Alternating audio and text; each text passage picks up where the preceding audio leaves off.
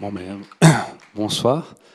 Pour commencer, bonsoir à tout le monde. Merci d'être venus, si nombreux. Je veux d'abord remercier bien évidemment le théâtre de Rond-Point pour cette invitation, en particulier Jean-Daniel Magnin et toute son équipe. Je suis ravi d'être ici avec vous ce soir.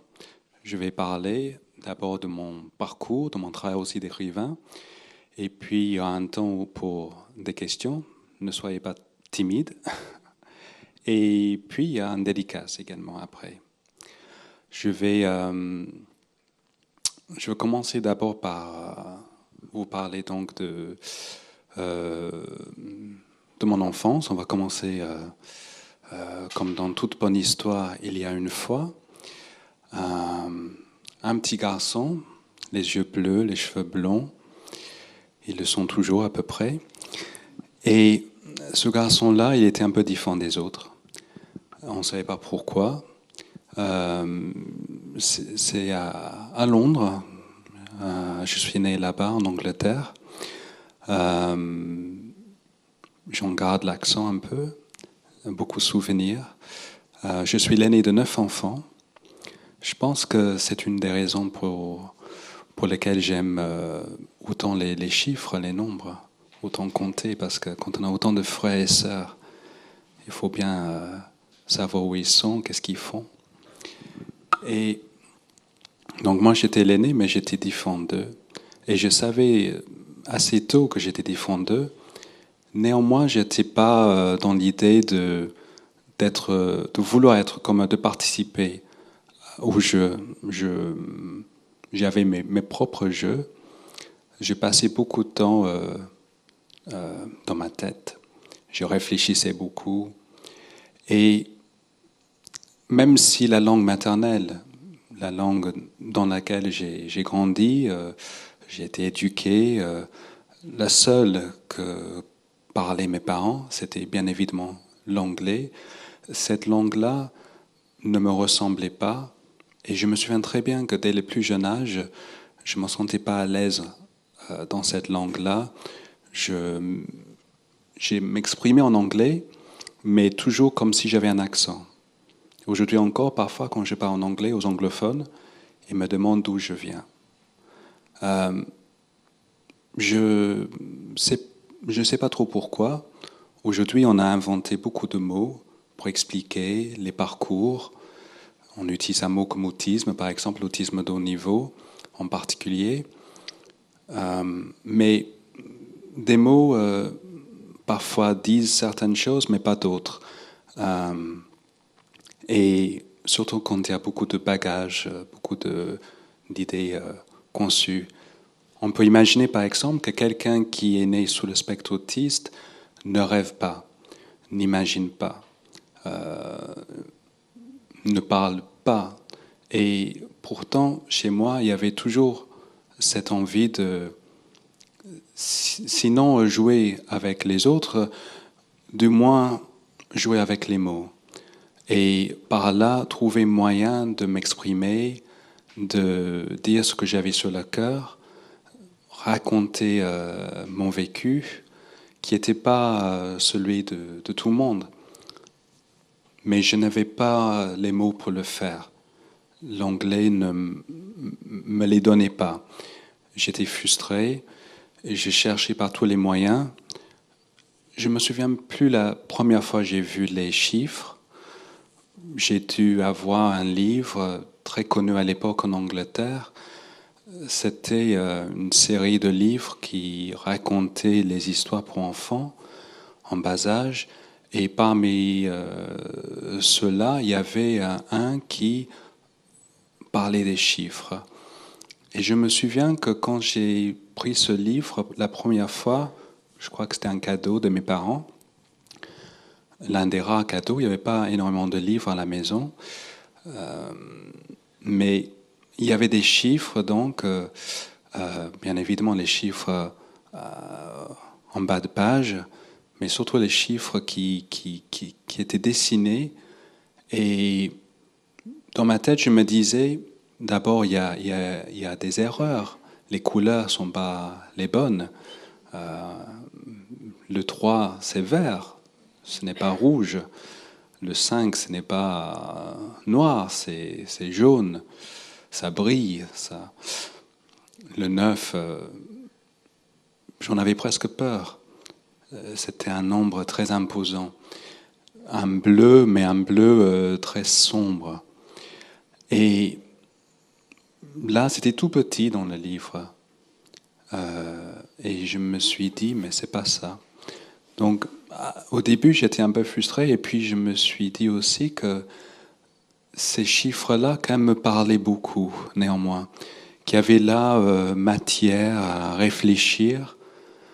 Et je comptais beaucoup. Dès le plus jeune âge, je comptais beaucoup de choses. Je collectionnais des dépliants ou des marrons. Je les comptais, je les décomptais. Je les tenais dans ma main. Je voyais qu'il y avait des formes, des textures. Et les mots et les chiffres également, pour moi, avaient des formes, des textures.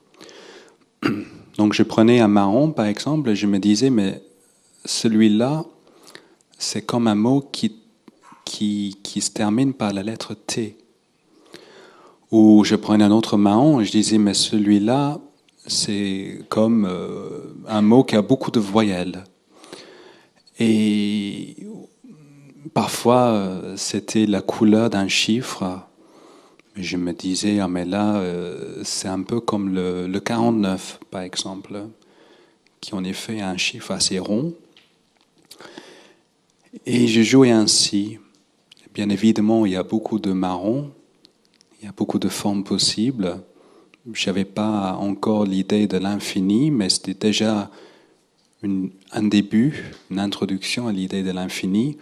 Je prenais ces marrons dans mes mains et je me disais par moments, là, tiens, je ne sais pas. Je ne sais pas qu'est-ce que c'est ça, cette forme-là. Ce n'est pas un mot que je connais, ce n'est pas un chiffre que je connais. J'ai essayé de trouver des explications. Je me disais, c'est un mot qui existe dans une langue étrangère. J'avais l'idée d'une langue étrangère puisque il y avait à 2 portes de chez moi une femme, une voisine qui parlait anglais avec un accent. Pour cette raison, je l'aimais beaucoup, cette dame. Et j'ai appris qu'elle venait de Finlande. Ça, je ne savais pas qu'est-ce que c'était Finlande, mais j'aimais bien le son de ce mot-là. C'était un son limpide, comme quand on verse de l'eau d'une carafe. Et je me disais, mais là, j'aimerais bien être finlandais. Peut-être je le suis sans le savoir. D'autant plus que les Finlandais ont les cheveux blonds et les yeux clairs. Et donc je m'amusais à me faire passer un peu pour un Finlandais. Et il y avait un autre livre, c'était important, dans les premières années, c'était pas les chiffres cette fois-ci, mais les mots. Et c'était cette voisine qui me l'a fait passer. En fait, c'est pas exactement ça, c'est qu'elle voulait donner ce livre à sa fille. Elle avait une fille, une seule. Elle parlait anglais. Elle parlait pas le finnois. Elle avait l'âge de ma sœur, donc elle était dans les 5 ou 6 ans. Et la mère avait un mari anglais. Le mari ne voulait pas que la fille apprenne une langue que lui, le père, ne comprend pas. Donc, mais la mère, c'est normal, elle tenait beaucoup à l'idée que sa fille parle aussi le finnois. Donc un jour, elle lui a donné à sa fille, à cette petite finlandaise aux cheveux assez blancs, pas aussi blancs que moi, mais quand même, ce livre, c'était des mots, c'était une imagerie. Il y avait une image pour chaque page, et en dessous de l'image, il y avait le mot. Le mot, un mot qui ne ressemblait pas au mot. Ça ressemblait à toute autre chose. Les mots étaient écrits en très grand et avec des lettres qu'on ne connaissait pas en anglais, avec des points, un peu comme avec les accents en français. Et c'était avec des sons, avec des formes qu'on n'avait jamais vues. Et je me disais, dès que j'ai vu ce livre, la fille, elle n'en voulait pas. Elle voulait être comme ses amies anglaises. Elle voulait parler comme ses amies anglaises. Donc, elle a passé discrètement le livre à ma sœur. Et ma sœur, me connaissant très bien, me l'a donné. Et dans ce livre, donc, j'ai découvert ces images. C'était des images très simples. Il n'y avait pas de marron. C'était une déception pour moi. Mais il y avait une pomme. Ça, je me souviens très bien. Et le mot était omena. Donc, le mot finnois. Comment dire? Pomme, omena, en finnois. Et je me suis dit, mais ce mot, il est parfait. En effet, c'est tout à fait ça. C'est beaucoup mieux qu'apo. C'est un mot beaucoup plus rond. Ça ressemble beaucoup plus à l'objet décrit. Et je me suis dit, cette forme, en fait, c'est double. C'est pas comme s'il y avait une image et un mot, mais en fait comme si on avait deux images. Il y avait deux manières de dessiner une pomme. D'abord avec les lignes comme ça, et puis avec les lignes qu'on appelle les lettres.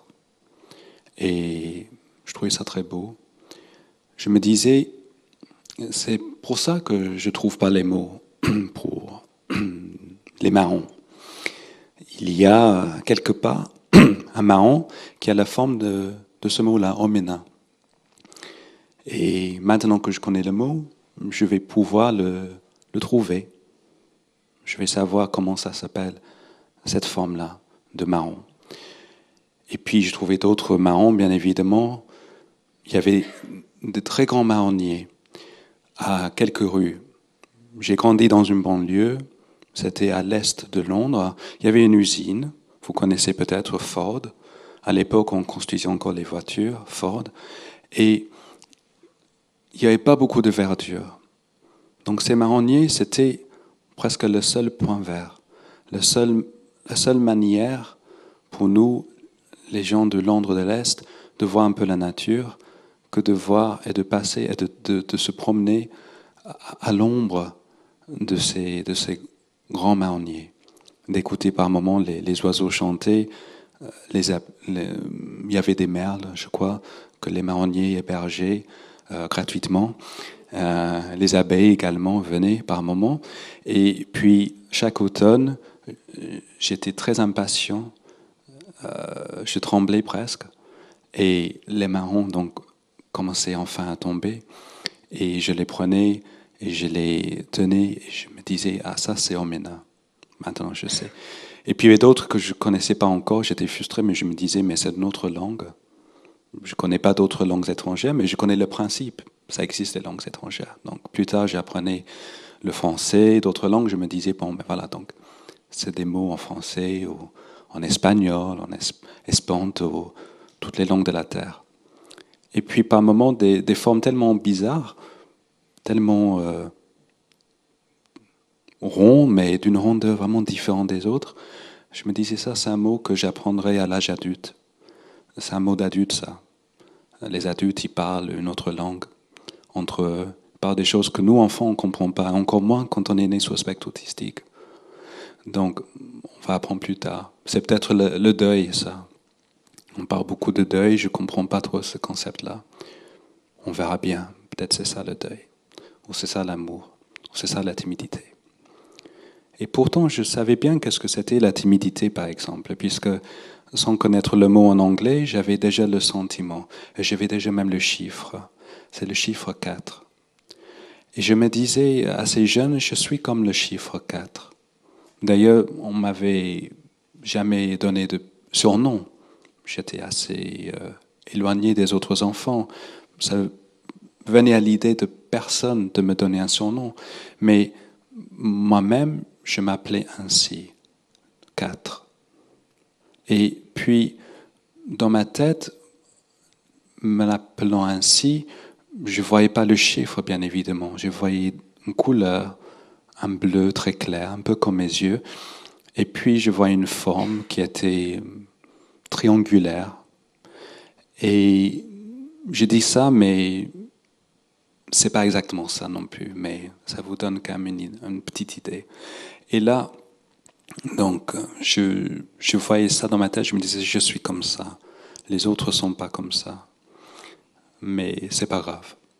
Après, j'avais pas encore l'idée d'aller à la rencontre des autres jusqu'au jour, c'était l'hiver. Ça, je me souviens très bien. C'était l'hiver puisqu'il neigeait dehors. Je regardais tomber la neige par la fenêtre.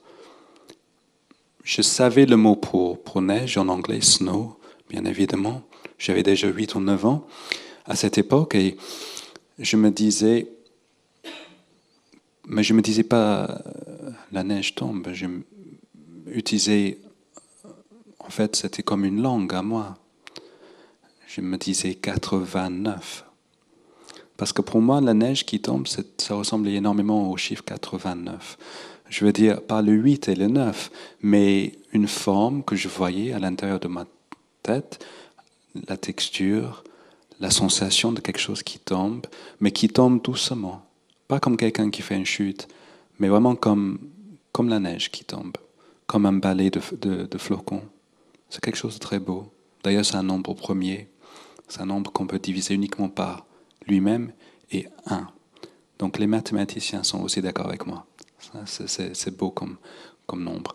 Et ce nombre-là, 89, c'était donc la neige qui tombait. Et je voyais ça dans ma tête, je me suis dit, ah, c'est le 89 qui tombe. Mais mes parents étaient à côté, je leur parlais bien sûr en anglais. Je disais pas 89, je disais, ah, it's snowing, c'est la neige qui tombe. Mais je jouais pas dehors avec mes frères et sœurs. J'ai laissé jouer, ils étaient tous excités. On aurait dit le sucre qui tombait. Et eux qui allaient manger beaucoup de sucre, ils allaient être tout excités comme ça. Mais moi, j'étais à l'écart. Je regardais comme ça par la fenêtre les enfants jouer. Et je me disais, c'est tellement beau. Et je me souviens aussi qu'à ce moment-là, à l'instant même que je me disais c'est beau, je ne me disais pas c'est beau. Là, je suis en train de traduire pour vous. Je disais 11. Puisque 11, c'est la beauté absolue. Et puis, ça m'arrivait par moments de faire les calculs sans le savoir. Et là, c'était comme ça, à ce moment-là, j'ai multiplié, c'est pas très difficile, 11 par 89, et j'avais le résultat 979. 979. Moi, je suis né en 1979. Je me disais, mais c'est fantastique. Il y a un lien entre ma naissance et la neige qui tombe. La beauté de cette scène. C'est comme si je voyais la scène de ma propre naissance. On ne voit jamais notre naissance. Pourtant, c'est la chose la plus importante. Ça et notre mort. On ne la voit pas non plus. Et là, j'étais comme témoin à ma propre naissance. Et c'était tellement fort, j'étais pris d'une telle nostalgie de ma propre naissance, je me disais, mais c'est incroyable. Et dans les jours suivants, j'étais pas dans un état normal. Mes parents ont remarqué, ils ne savaient pas que ce que j'avais, ils pensaient que j'avais attrapé un rhume ou quelque chose, la fièvre. Mais non, c'était que j'avais une sensation en moi qui était très difficile à digérer, comme si j'avais trop mangé ou pas assez mangé, mais quelque chose qui coinçait, que j'en avais entre la gorge. Et puis, je ne sais pas comment j'ai compris, mais dans ces jours-là, j'ai fini par me dire, en fait, ça existe. Je ne suis pas le seul à avoir cette sensation-là. C'est bien un truc humain, ça. C'est bien un truc des autres. C'est pas que moi. C'est ce qu'on appelle la solitude. Et à partir de ce moment-là, je me suis dit, mais donc je suis seul. Et j'avais très envie à partir de ce jour-là, d'aller à la rencontre des autres. D'essayer en tout cas, d'apprendre les mots pour pouvoir le faire. Je ne savais pas. J'avais aucune idée. C'est une des choses que quelqu'un né sous le spectre autistique trouve la plus difficile, apprendre les codes. Apprendre à regarder les gens dans les yeux, savoir raconter une blague, tenir une conversation. Tout ça, c'est très facile pour l'immense majorité des gens. On n'y pense même pas. C'est comme pour apprendre notre langue maternelle. ça vient à l'idée de personne en général de se dire que je suis né dans un pays qui n'est pas le mien, ou dans une langue qui n'est pas ma langue natale. Mais pourtant, c'était mon cas. Donc, je ne savais pas comment faire. Je suis, comme j'ai dit, né dans la banlieue, en effet très périphérique, loin de tout, loin des musées, loin des théâtres, loin des galeries. Mais mes parents étaient lecteurs, on n'avait pas beaucoup de livres, mais quelques-uns. Et un jour, mes parents m'ont amené à la bibliothèque. Et j'ai compris que c'était par ce moyen-là, par le moyen de la littérature, la lecture, les livres, que j'allais pouvoir peut-être apprendre à parler bien anglais, à découvrir les autres, à savoir que dire, comment faire. Donc je cherchais partout. Je me souviens très bien parce que la toute première fois, j'ai passé dans la librairie, c'était lumineux de toutes ces couvertures qui brillaient et les couleurs très colorées, les livres pour enfants. Et j'allais aussi dans les rayons pour adultes. Je voyais qu'il y avait les noms partout. Sur chaque livre, il y avait un nom. Et à l'enfant que j'étais, l'imagination que j'avais à cette époque, l'imagination de quelqu'un qui a 8 ou 9 ans, une imagination donc vieille de cet âge-là, c'est avec cette imagination-là que je me disais, si je cherche suffisamment longtemps, parmi tous ces rayons, parmi tous ces livres, parmi tous ces noms, je vais finir par trouver le livre avec mon nom dessus. Et quand je le trouve, je vais tricher. C'est pas bien, mais je vais tricher. Je vais prendre le livre et je vais regarder déjà à la fin comment ça se termine cette histoire, l'histoire de ma vie. Et comme ça, au moins, je peux anticiper les choses, je peux me prémunir, je peux peut-être imaginer quelques astuces, je peux peut-être même faire autrement, esquiver mon propre destin. Et j'ai cherché comme ça. Pour moi, ça me semblait prendre des heures, mais j'ai jamais trouvé ce livre. J'ai compris, bien évidemment, beaucoup plus tard que pour trouver un livre avec son nom dans une librairie, comme ici, ou dans une bibliothèque, il faut d'abord l'écrire. Et ce que j'ai fait 7 ou 8 fois depuis est traduit dans le monde entier. Mais revenons à ce garçon qui a 8 ou 9 ans, on est très loin de tout ça, très loin du monde de l'édition, ou de théâtre, ou de Paris, très très très loin encore. Je prends un livre, c'est un roman. Je vois qu'il y a ce qu'on appelle le dialogue, un dialogue dans le livre. Je vois qu'il y a quelqu'un qui parle et puis quelqu'un d'autre qui parle. La personne A dit « Comment ça va ?» et la personne B répond « Bien, et vous ?» Et ça continue sur les pages et les pages. Moi, l'enfant que je suis à cette époque-là, je prends le livre, j'apprends par cœur, comme un bon acteur, son texte, le dialogue. Personne A et personne B. J'apprends tout. Le lendemain, je vais à l'école, comme d'habitude. Comme d'habitude, les enfants m'ignorent.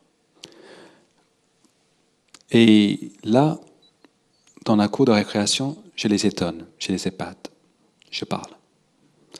Et je sors ces phrases de roman. C'était un roman assez vieux, je crois. Les couvertures étaient assez lépreuses, étaient encrassées de poussière. J'en avais la poussière partout sur les doigts. Et je pense que c'est assez vieillot. Puisque les enfants, on était à la fin des années 80, ils ne comprenaient rien. Qu'est-ce qu'il raconte, lui? C'est l'anglais, ça? D'autant plus que c'est une façon très écrite. En réalité, les gens ne parlaient pas comme ça. Encore moins un enfant de 8 ou 9 ans, dans une cour de récréation. Donc, les enfants trouvaient que j'étais encore plus bizarre qu'avant. J'aurais peut-être mieux fait de me taire. Mais je n'étais pas complètement découragé. Je me disais, c'est le roman qui est mauvais. C'est mal écrit. Je vais trouver quelqu'un qui sait mieux écrire le dialogue. Et donc j'ai cherché et j'ai trouvé d'autres livres plus modernes cette fois-ci, une langue peut-être plus parlée. Et encore une fois, j'ai appris la personne A et la personne B. Et parce qu'on ne sait pas à l'avance, est-ce qu'on va jouer la personne A ou est-ce qu'on va jouer la personne B. Donc, est-ce qu'on dit comment ça va ou ça va bien et vous? Donc je ne savais pas. Donc je préférais apprendre tout et après on verra bien. Le lendemain, donc je rentre, j'attends, les enfants m'ignorent complètement, encore plus que d'habitude. À un moment donné, j'essaie, je me lance, je prends mon élan. Les enfants sont complètement les yeux écarquillés. Là, ils comprennent quand même, mais ça n'a pas de sens dans le contexte. Donc, ils trouvent ça très bizarre et ils me laissent faire et puis ils continuent à jouer ensemble. Et c'est comme si je n'existais pas. Bon. Donc, mais je suis très têtu. C'est une qualité, ça peut être aussi un défaut. Et je continue. Mais je n'essaye plus sur ces garçons et ces filles dans la cour de récréation. Je prends ces livres, d'autres dialogues, et je les essaie sur mes frères et sœurs. Ils sont assez nombreux, et puisqu'ils sont plus petits que moi, ils n'ont pas de choix. Ils doivent m'écouter. Je suis leur frère aîné, après tout. Donc ils m'écoutent, ils prennent leur mal en patience, ils écoutent, ils ne comprennent pas. Et puis de temps en temps, quand même, il y a un échange, un début d'échange. Il y a un peu de retour, il y a quelque chose. Et je commence comme ça à comprendre comment il faut faire, les phrases qu'il faut dire, comment ne pas dire. Bon. Et puis, je retourne à la bibliothèque. Je retourne tout le temps. Finalement, c'est plus là où j'habite, mon chez-moi, que la maison de mes parents. Je passe énormément de temps avec ces livres. J'entre et j'ai l'odeur des livres sur mes vêtements. Et je prends ces livres et j'apprends énormément de choses. Alors je lis des livres qui ne sont pas vraiment pour un enfant de mon âge. Je lis même Shakespeare, par exemple. Je ne comprends pas trop, mais j'aime bien le fait de ne pas tout comprendre, parce que ça me donne la sensation que l'anglais est en effet une langue étrangère. C'est exactement comme ça que je le ressens. Et puis plus tard, j'aurai cette satisfaction, je dirais, d'apprendre. J'avais 11-12 ans, le professeur, on est donc au collège, et le professeur d'anglais sort un livre de Shakespeare, il dit voici Shakespeare, je vais vous expliquer Shakespeare, et moi je fais semblant de ne pas connaître Shakespeare, comme ça c'est mieux, c'est plus facile pour le professeur. Et puis d'autant plus que même tout petit, j'avais appris et je comprenais bien que les professeurs n'aiment pas quand on les contredit. Donc il faut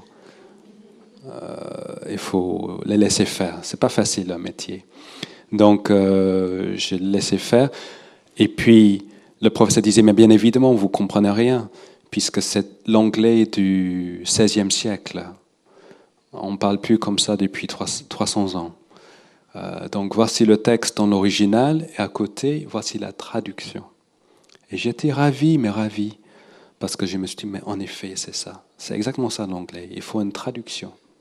Pourquoi personne d'autre a cette idée-là? Pourquoi dans la cour de récréation, il n'y a pas un interprète? Pourquoi il n'y a pas, comme au Pays de Galles, par exemple, où les signes sont écrits et en anglais et en gallois, ou en Écosse, où c'est écrit et en anglais et en gaélique? Pourquoi en anglais, c'est pas aussi, pour les gens comme moi, écrit en anglais et en chiffres? En tout cas, j'apprends Shakespeare. C'est grâce à Shakespeare que j'ai appris qu'est-ce que c'est, je pense, le deuil. Cette forme-là du marron de mon enfance.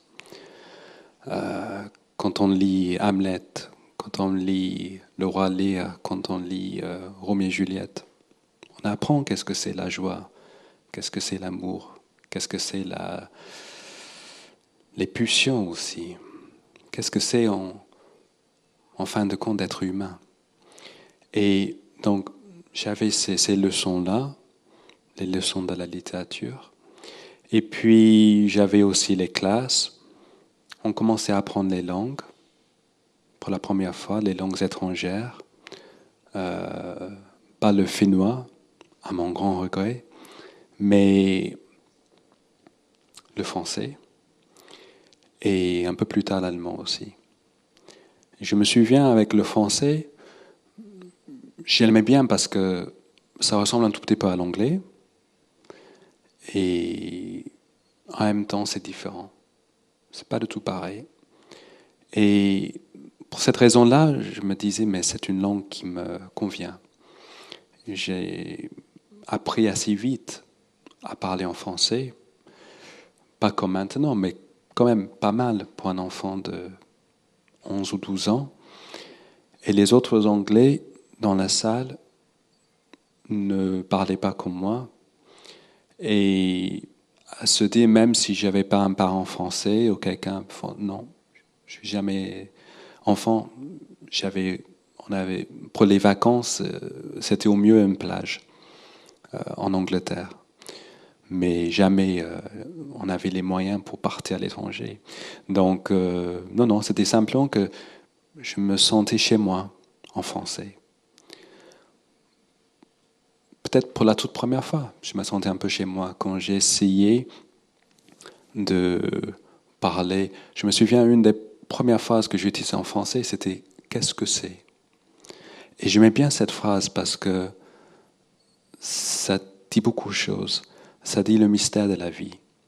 Ça dit que les choses ne sont pas comme on les pense.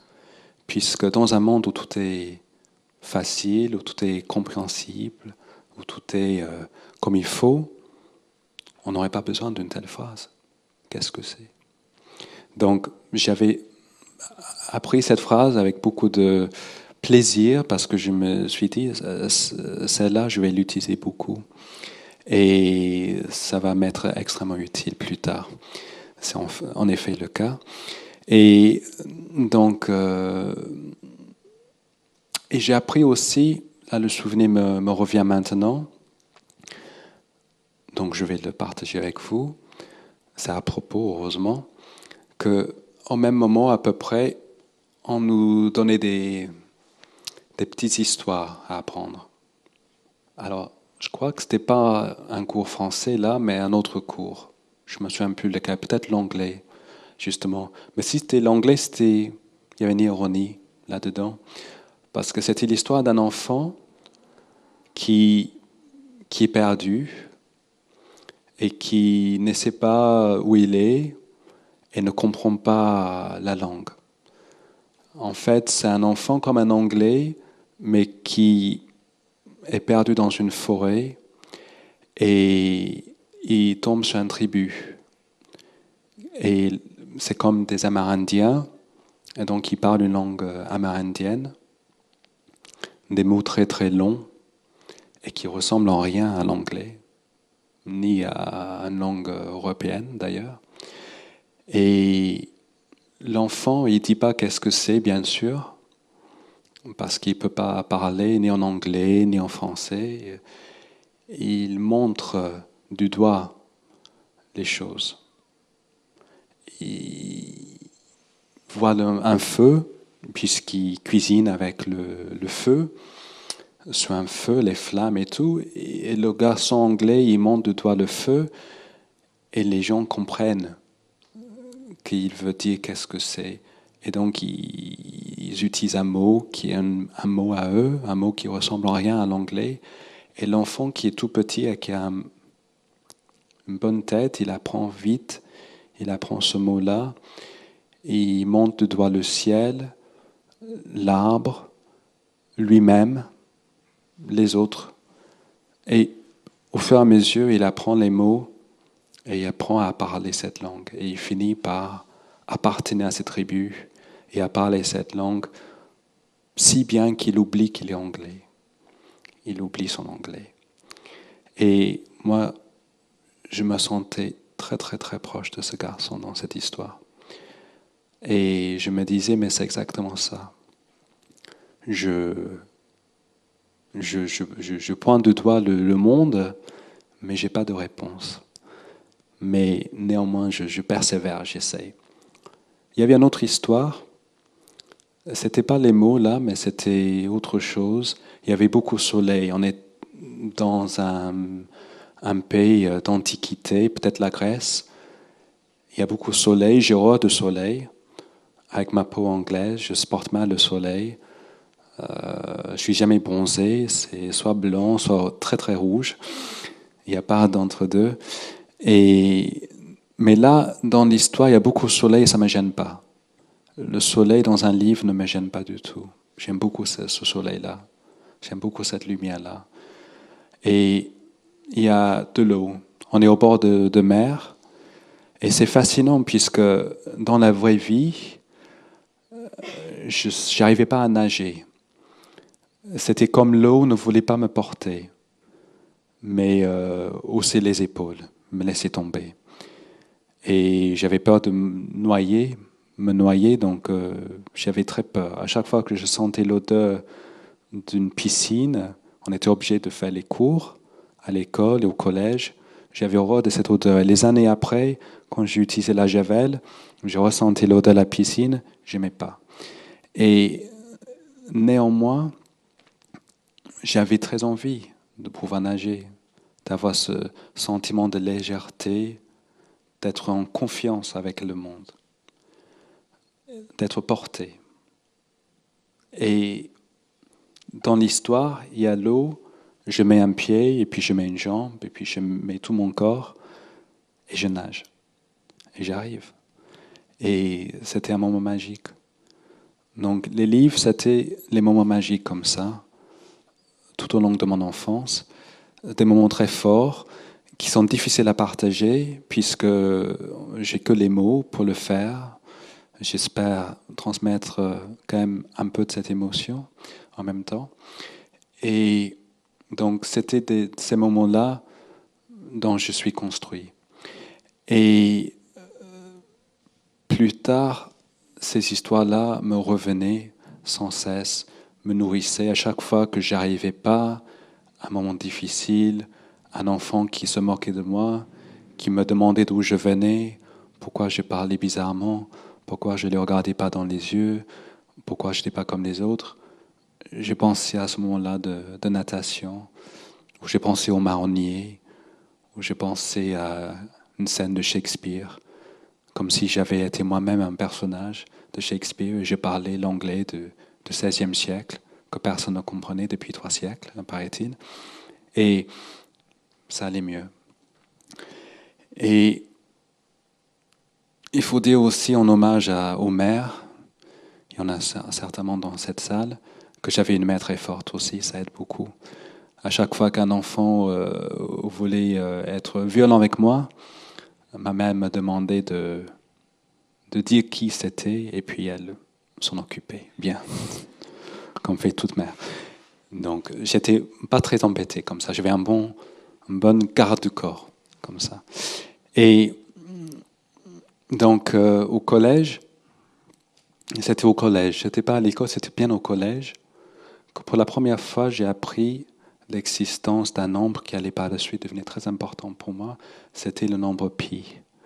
Et j'avais peut-être 13 ou 14 ans, peut-être un peu moins. Donc c'était un cours mathématique, ça c'est sûr. On avait des livres qu'il fallait emballer comme un cadeau, qu'on s'offrait à nous-mêmes. J'ai appris plus tard que c'était pour ne pas entacher de nos doigts les couvertures. À l'époque, je ne comprenais pas. Je pensais que c'était plus comme cadeau qu'autre chose. Je me disais peut-être les mathématiques, c'est comme un cadeau qu'on s'offre. Et nous, on n'avait pas beaucoup de papier à la maison. Il y avait des livres, le livre en anglais. Là, on avait un peu de papier marron, comme justement pour emballer un colis ou un cadeau. Donc, on utilisait ça. Mais pour le livre de mathématiques, le manuel de mathématiques, on n'avait plus de papier, on n'avait que la tapisserie. un peu de tapisserie. Donc on a tapissé ce livre-là. Et j'aimais bien puisqu'il y avait une texture comme ça. Et c'était comme ça que je ressentais les chiffres aussi bien que les mots. Donc chaque fois que je mettais mes doigts, c'était comme si je caressais les mathématiques. Tous ces chiffres-là, c'était bien. Et donc j'ouvrais le livre. Un jour, le professeur nous a demandé d'ouvrir le livre sur telle page. C'était pas la page 314, ça aurait été bien. Mais c'était vers le début, je pense, le nombre pi. Et le professeur nous explique qu'est-ce que c'est l'infini. Je ne sais pas si vous, dans cette salle, vous vous souvenez de la fois où on vous a expliqué l'infini. Mais pour moi, c'était comme quelque chose de tellement fort, je voulais en pleurer. Et peut-être je l'ai fait d'ailleurs, je me souviens plus. Ça m'a vraiment énormément ému, l'idée qu'il y a dans le monde des chiffres, des nombres, plus précisément, qui ne se terminent jamais, comme une histoire qui ne se termine jamais. Et je trouvais ça incroyable. Tout s'arrête. J'avais appris vers l'âge de 10, 11 ans la mort. Je ne savais pas jusqu'à là qu'est-ce que c'était la mort. Et un jour, mon grand-père il est malade. Moi, je pensais que la maladie, c'était un truc de grand-père. C'était normal. Comme moi, j'étais tout petit pour lui, je me disais, les grands-pères, c'est les personnes qui ont la peau fripée, qui marchent sur 3 jambes avec leur canne, qui ont plus de dents. Et les enfants, ça c'est moi, enfant, on est comme des nains pour eux. Mon grand-père était assez grand. La canne m'arrivait jusqu'à mi-buste. Et je me disais, voilà, c'est comme ça. Et le jour où j'ai appris son décès, j'étais très étonné. Je ne savais pas que ça pouvait arriver, que la vie s'arrête un jour, que comme les livres, tout a une fin. Et plus tard, donc, découvrir qu'il y a les nombres qui ne s'arrêtent jamais, c'était pour moi quelque chose de très important, très très fort. Et là aussi, j'utilise les mots comme ça. Je parle de fort, je parle d'émotion, mais sachez bien que c'était bien autre chose que ça. Mais c'est les mots, donc je vous les donne comme ça. Et puis, c'était autre chose. Mais j'étais très très frustré parce que ça commençait très très bien, comme dans une histoire, il y avait une fois. 3-14. C'était vraiment magique, 3-14, comme il y avait une fois. Et là, je crois qu'il y avait peut-être 5 ou 6 chiffres. Et puis ça s'arrêtait. On mettait 3 petits points pour dire que le chiffre continuait bien et bien. Ce n'était pas une erreur de frappe, ce n'était pas une coupure, il n'y a pas de censure en Angleterre contre les mathématiciens. Mais il n'y avait pas de place pour un nombre infini. Mais c'est vrai, il n'y a pas de place pour un nombre infini dans un livre. Même si on prenait une feuille de papier aussi grande que cette salle, qui est quand même assez grande, hein, si on prenait une feuille de papier aussi grande que le théâtre de Rond-Point, on est d'accord, c'est un grand théâtre, c'est pas tout petit, c'est pas comme le théâtre qu'avait ma sœur, enfant, avec les poupées, c'est pas comme ça, le théâtre de Rond-Point. Mais même si on mettait les chiffres de pi partout, comme une tapisserie, on mettait pas les fleurs, les abeilles ou les femmes ou toute autre chose, on mettait les chiffres de nombre pi, il n'y a pas assez de place. Et même si on prenait cette tapisserie, la tapisserie avec laquelle on emballait les mathématiques, à moi, si on prenait cette tapisserie assez pour couvrir Paris, ou la France, ou l'Europe, ou le monde, ou la Voie lactée, ou l'univers, tout simplement, il n'y en a pas assez. Donc, j'étais quand même très frustré. Ça, je me souviens, très, très, très, très frustré. Je me disais, c'est comme donner à un enfant 5 mots de Shakespeare. Les 5 premiers mots, disons, de Roméo et Juliette. Mais c'est rien. Comment veux-tu apprendre à plonger dans l'histoire de Roméo et Juliette, les duels, la haine, la complicité, les poignards, les hommes, les femmes. Comment voulez-vous faire tout cela avec 5 mots? C'est impossible, même pour Shakespeare. Et c'est pareil pour Pi. C'était comme ça que je voyais les choses. Après, plus tard, j'en ai parlé avec des mathématiciens. Les mathématiciens ne comprenaient pas trop de quoi je parlais. Pour eux, c'est un nombre comme les autres nombres. Il y en a d'autres nombres infinis, ils me disaient. Vous n'avez qu'à prendre la racine carrée de tel et tel chiffre ou prendre telle ou telle idée là. C'est les décimales aussi. Ça continue sans fin. Et je me disais, mais c'est pas pareil. Ce n'est pas pareil. Mais même moi-même, dans mon fond intérieur, je ne savais pas comment dire, expliquer. Parce que c'était moi. Parce que c'était Pi. Mais au-delà de ça, aucune explication. Donc, je portais en moi ces 5 ou 6 chiffres néanmoins, et je savais qu'un jour j'allais y revenir. Et on y reviendra en temps voulu.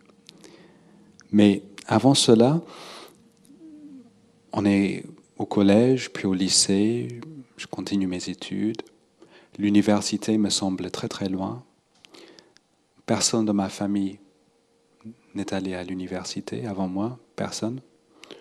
Et à cette époque-là, je n'avais pas encore les capacités, je pense. Non pas cognitives, mais sociales. Je n'avais pas encore tous mes moyens pour pouvoir faire face, comme ça, à une classe, d'autres élèves. C'est pas pareil. Au collège, au lycée, on peut être invisible comme ça dans une salle, mais l'université, c'est autre chose. On commence à être adulte. J'étais pas encore prêt à ça. Je savais pas trop comment m'y faire, donc j'ai préféré autre chose. Un jour, j'ai lu dans un livre, un autre livre, encore un, que quand on ne sait pas que faire, quand on ne se connaît pas soi-même, il n'y a pas d'autre moyen, meilleur moyen que de voyager. C'est une manière de se découvrir. Et c'est vrai, j'avais vu les paysages d'autres pays dans les livres, les paysages du Japon, les paysages des États-Unis. J'ai dû sûrement voir les paysages de la France. Et je me disais, mais c'est vrai, partir loin de ce pays, fuir même, qui ne me ressemble pas, la langue, la culture, partir ailleurs, avec l'anglais que j'ai, le français, un peu d'allemand, quelques chiffres de pi, partir avec mes 18, 19 ans, découvrir le monde, pourquoi pas. Alors, on n'avait pas les moyens, mais un jour, il y avait une publicité dans un journal, une petite annonce, et j'ai répondu à l'annonce. On avait besoin de jeunes. On est allé les chercher dans les quartiers dits défavorisés, les personnes en situation de handicap également, et pour leur donner une chance de s'intégrer et de contribuer au monde, à la société. C'est une belle idée, mais pour moi, ce n'était pas l'idée qui m'intéressait, c'était l'idée de partir.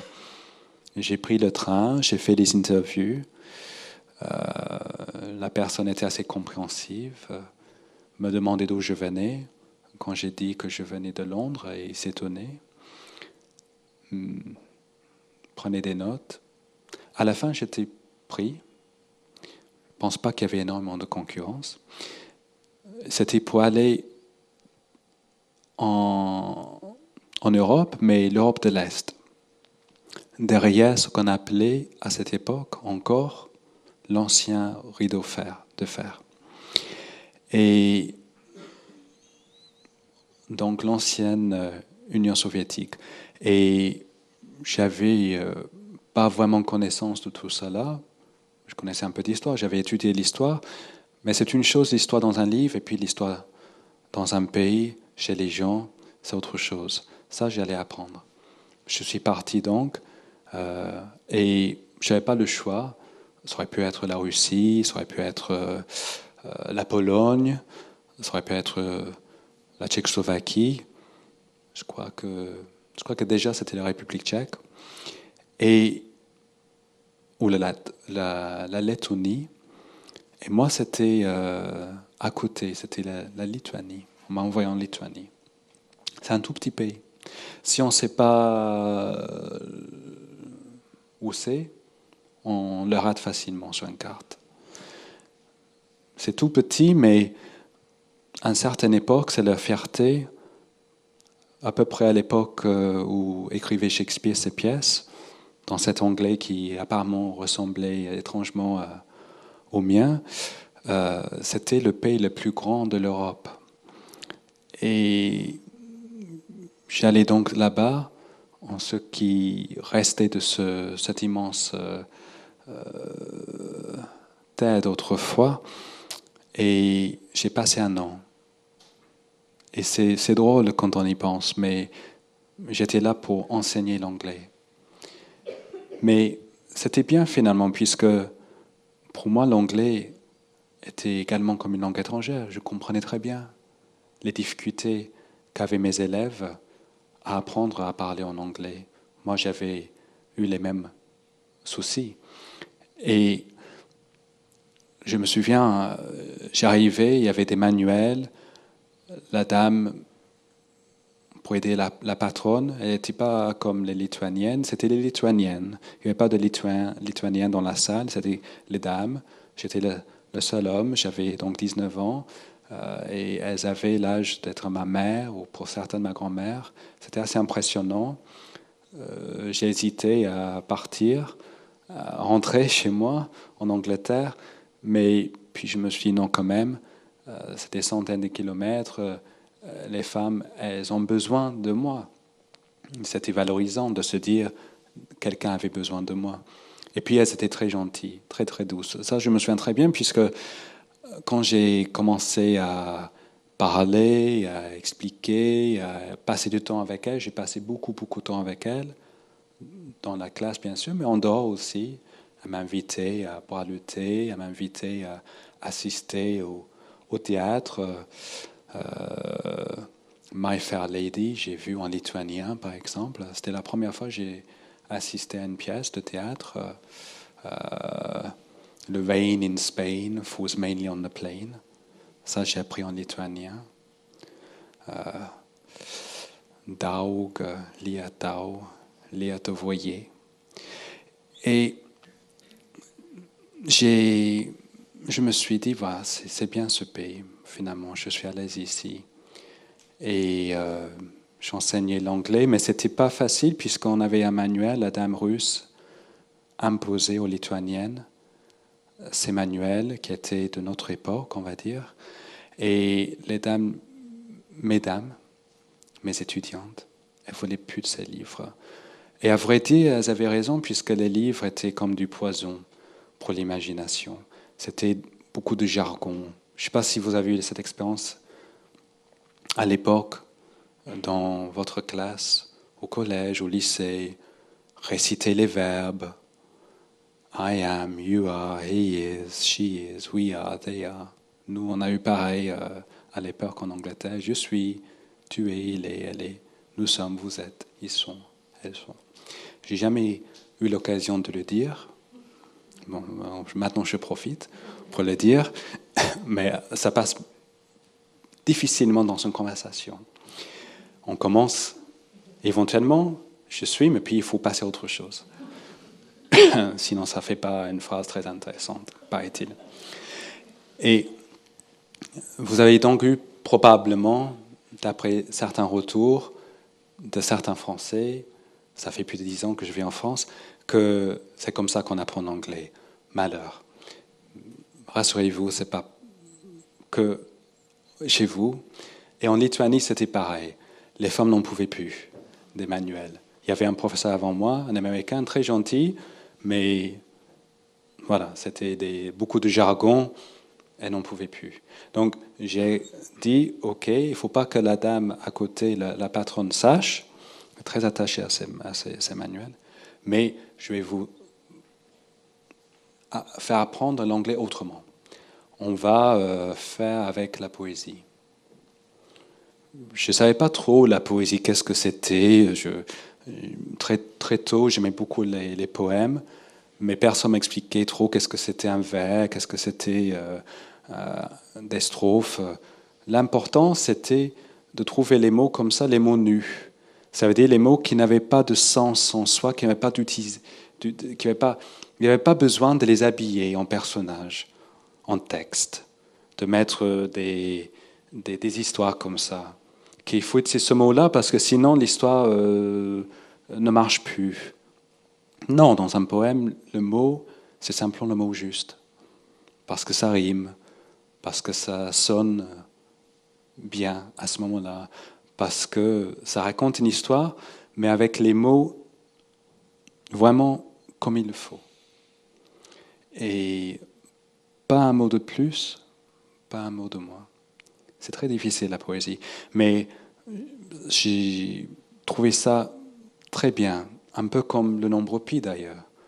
Dans le nombre pi, c'est infini, on est d'accord, mais si vous prenez un seul chiffre et vous le jetez, c'est plus pi. Si vous prenez un 5 et pour vous amuser, en bon polisson, vous mettez un 6 ou un 9, tout est raté. Le nombre pi ne marche plus. Tout. Vous avez gaspillé tout l'infini avec un seul petit 6. Et d'ailleurs, le 6, c'est le chiffre le plus petit pour moi.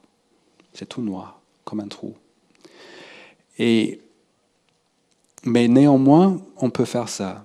Et on peut faire pareil avec un poème. Vous pouvez enlever un seul mot d'un poème ou le changer pour un mot qui a presque la même lettre, presque le même son, mais pas pareil, et vous ratez tout le poème. Tout est faux. Et là, j'aimais beaucoup ça. Cette recherche de la justesse. C'était un peu comme la vie. Je me disais, on recherche tous de la justesse, finalement.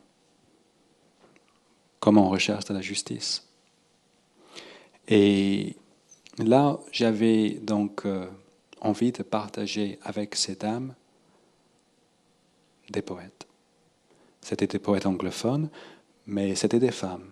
Sylvia Plath, par exemple, une américaine, anglaise-américaine, et qui ne se sentait pas très bien chez elle non plus en Angleterre. Et par moments, quand on lit ces poèmes, on se dit qu'elle ne se sentait pas très bien en anglais non plus. Mais justement, c'était ça l'intérêt de sa poésie. Elle écoute les abeilles. Elle avait un père qui aimait les abeilles. Elle était capable d'écouter les abeilles, le bruit que faisaient les abeilles, et de dire que c'était comme une sorte de latin furieux. C'est exactement ça.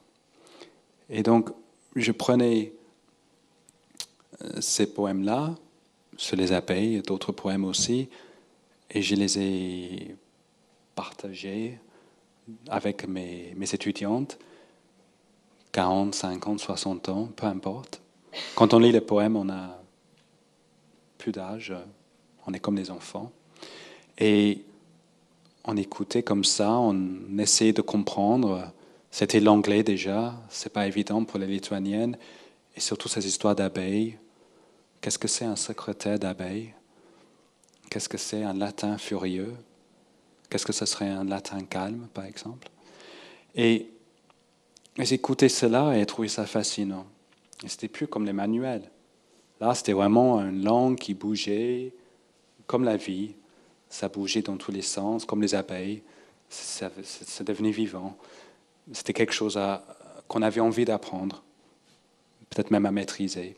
Et donc, apprenez ces textes-là, elle les écoutait, elle les entendait, elle les répétait avec moi.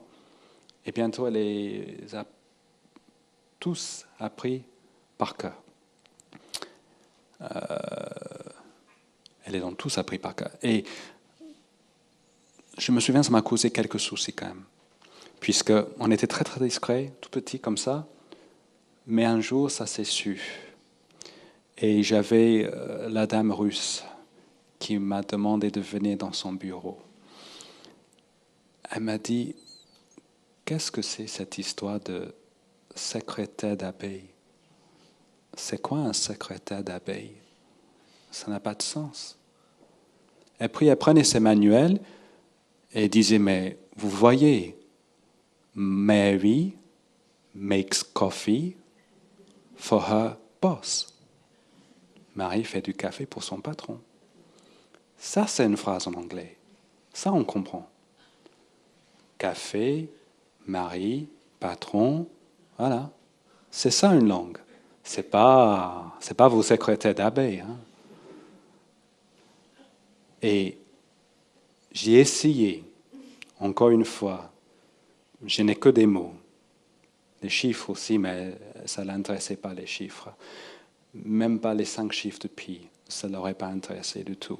L'histoire d'un nombre infini qui pourrait tapisser tout l'univers, elle n'avait pas du tout intérêt à écouter de telles histoires. Non, non. Donc j'ai essayé de dire que Marie, qui fait du café pour son patron, c'est bien comme phrase, en effet. La grammaire est respectée, mais ce n'est pas très intéressant comme phrase. D'ailleurs, je disais comme ça, assez timidement, j'étais quand même assez timide, j'avais que 19-20 ans, mais je disais, d'autant plus que moi, j'ai vécu en Angleterre depuis 19 ans, j'ai jamais entendu quelqu'un dire une phrase pareille. Bon. Elle préférait respecter le livre que l'anglophone. C'était son choix. Elle m'a dit, non, mais gardez quand même ces phrases-là. Donc on était obligé de faire en catimimi nos lectures de poésie dans les appartements, dans les cafés, dans les petits restaurants où on servait la soupe borscht avec la crème, un peu trop de crème à mon goût, et beaucoup de betterave pour que c'est une bonne couleur, belle couleur, la couleur du chiffre 7. Et là, je me disais, voilà, on est devant un bol de borscht et on lit la poésie de Sylvia Plath et d'autres. Et c'est très bien comme ça, très bien ainsi. C'est peut-être même mieux pour apprendre Sylvia Plath que d'être dans une salle un peu triste, sans tapisserie, aucune. Et les murs, voilà, assez, pas très intéressants. Il n'y a pas d'image. Il y avait comme une fenêtre, mais ça ne donnait pas ce grand-chose que le bruit de la circulation. Donc.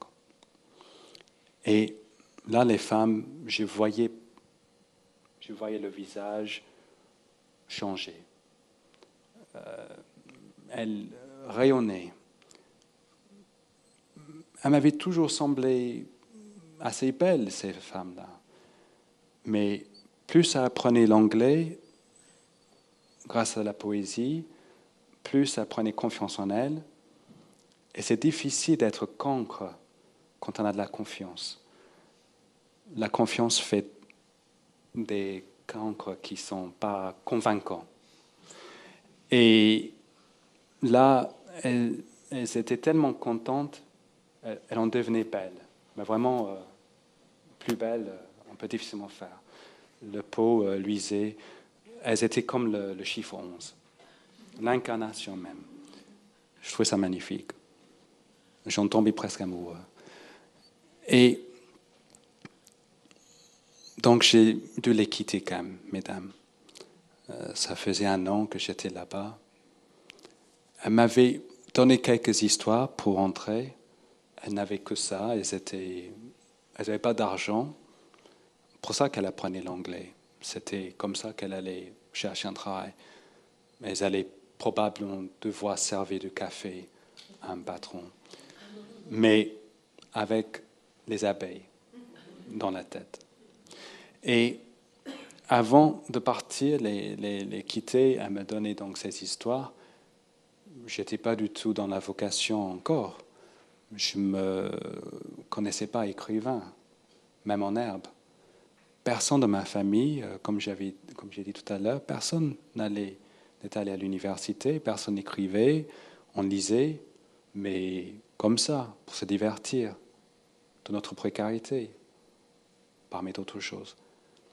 Et là, pour la première fois, elle me prenait un peu au sérieux. Elle me donnait des histoires assez fortes. Les histoires de l'Union soviétique, il y avait des choses qui étaient très bien, paraît-il, et puis il y a des choses plus difficiles.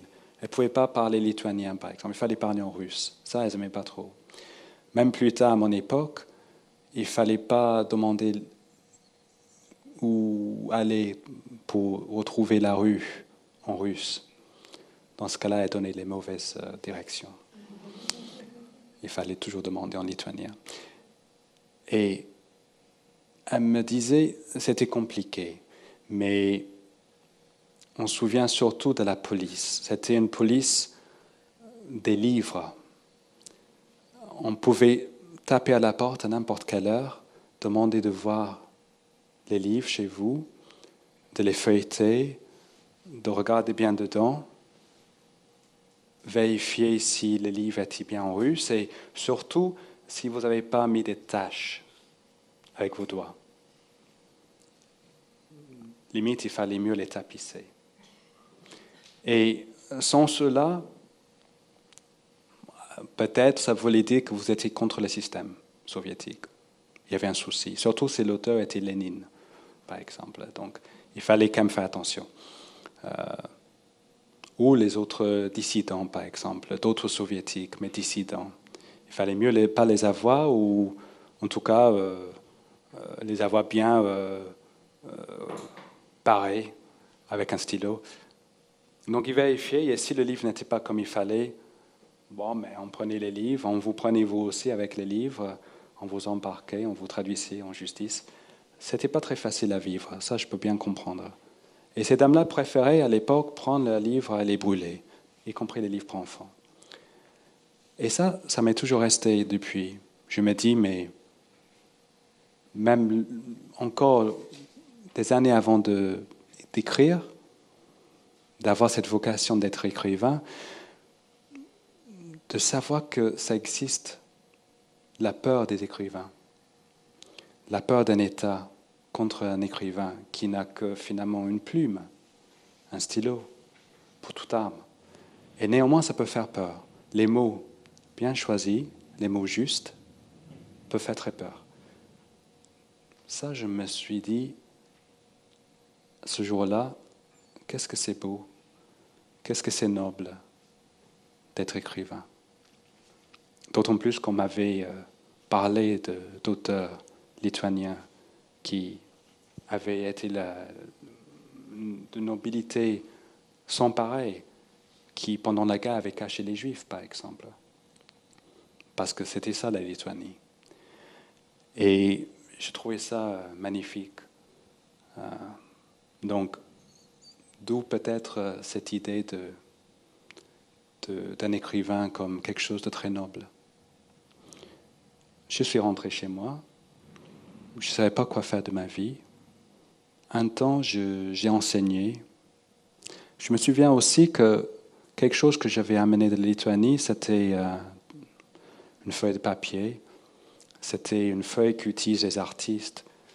Une de mes étudiantes avait une fille de mon âge, qui dessinait très très bien. Elle est sûrement devenue artiste depuis. Un jour, elle m'avait demandé si elle pouvait me dessiner, moi, faire mon portrait. Personne n'avait pensé me dessiner jusqu'à là. Donc, je me suis dit, qu'est-ce que je dis? Ça fait bizarre, non? D'être assis comme ça pendant longtemps, de voir quelqu'un qui vous fixe de regard, qui fait comme ça avec la main, qui continue à vous fixer, qui fait comme ça. Je ne sais pas, ça fait un peu... Mais j'ai cédé. Je me suis mis dans un fauteuil, elle a pris son temps, elle a utilisé les stylos, les crayons. Il n'y a pas beaucoup de couleurs, elle a utilisé, je crois qu'on dit fusain, le charbon aussi. À la fin, elle me l'a montré. Et je trouvais le portrait très réussi.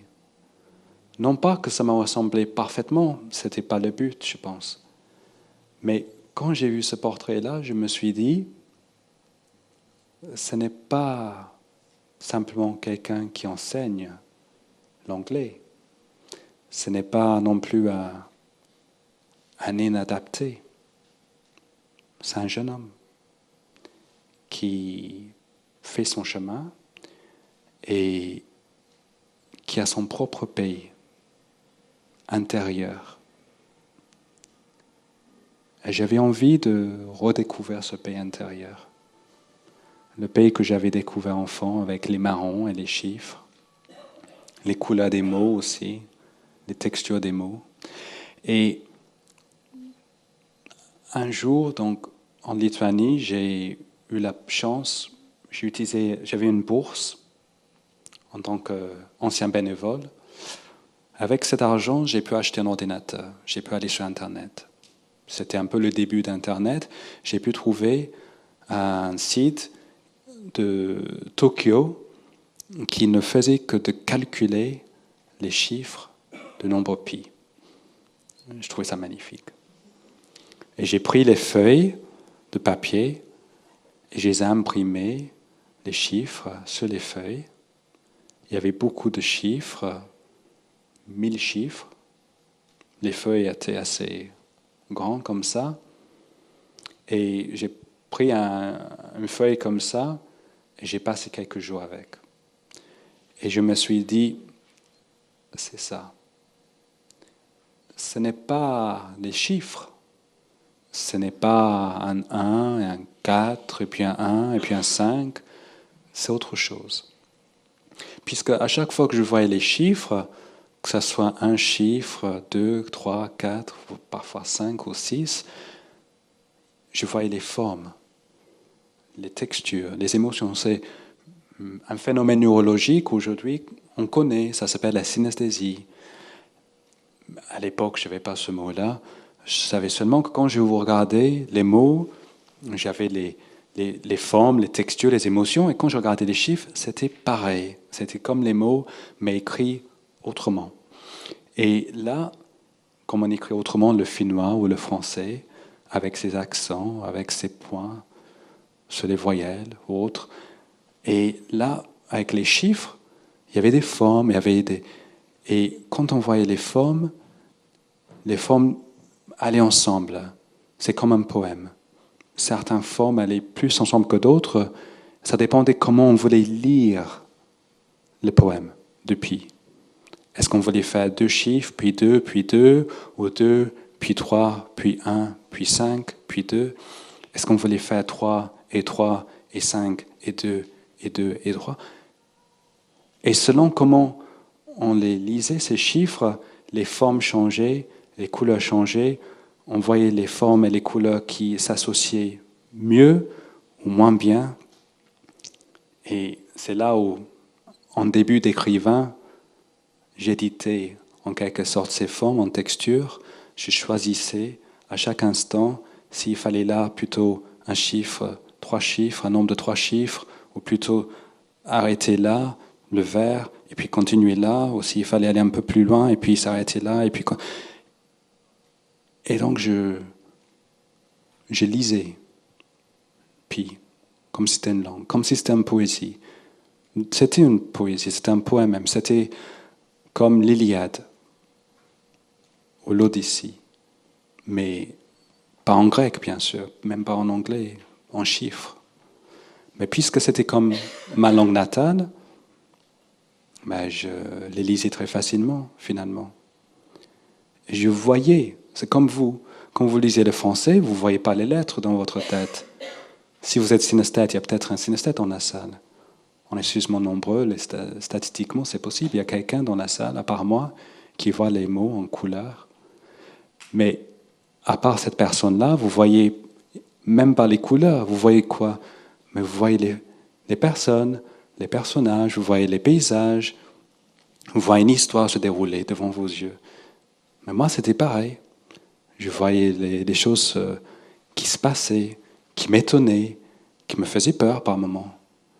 Et plus je les lisais, plus j'avais envie d'aller plus loin. C'est ça une belle histoire. Et c'était pas comme le dialogue dans les romans. C'était tellement bien écrit, le nombre pi. Je ne sais pas qui est l'auteur de ce nombre. Mais en tout cas, c'est écrit sans faute. Et en tant qu'écrivain, je suis jaloux.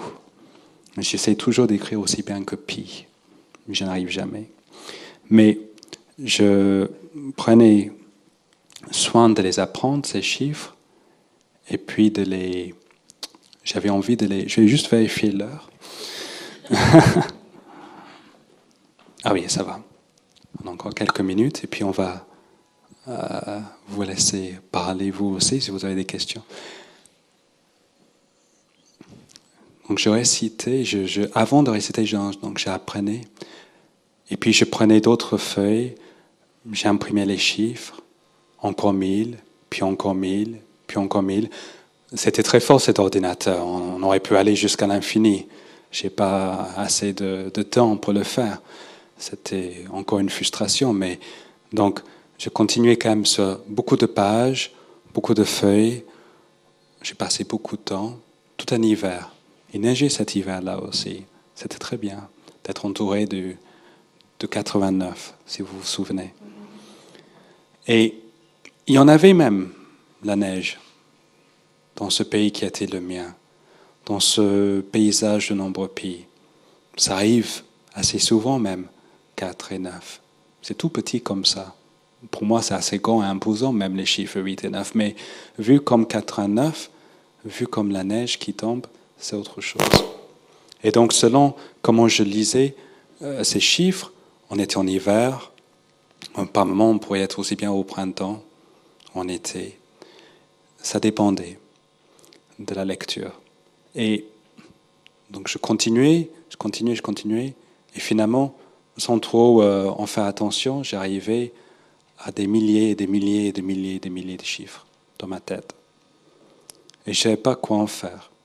Mais j'ai eu l'idée quand même de vouloir partager ça. J'avais très envie de partager ça. J'avais appris à partager comme ça en Lituanie. J'avais appris à dialoguer, bien dialoguer avec mes étudiants lituaniennes. On était tous les débutants un peu. Et ça marchait bien comme ça. Donc j'avais pris beaucoup confiance en moi. Et là, j'avais envie de parler autrement, de parler vraiment couramment. Et pour cela, il fallait parler en Pi. Il fallait parler en cette langue qui est la mienne. Et de partager ces paysages, et ces couleurs, et ces textures, ces émotions avec une salle. Un peu comme je suis en train de faire maintenant, d'ailleurs. Mais il y a 15 ans, je n'étais pas encore écrivain. Le théâtre de Rond-Point existait bel et bien, mais j'aurais été trop jeune, je pense, pour venir réciter ce merveilleux texte. Donc, on avait trouvé, avec ma famille, avec quelques complices, un musée à Oxford.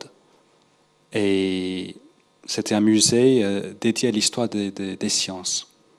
En face de moi, il y avait un tableau avec des équations écrites en craie. On m'a dit que c'était de la main d'Einstein.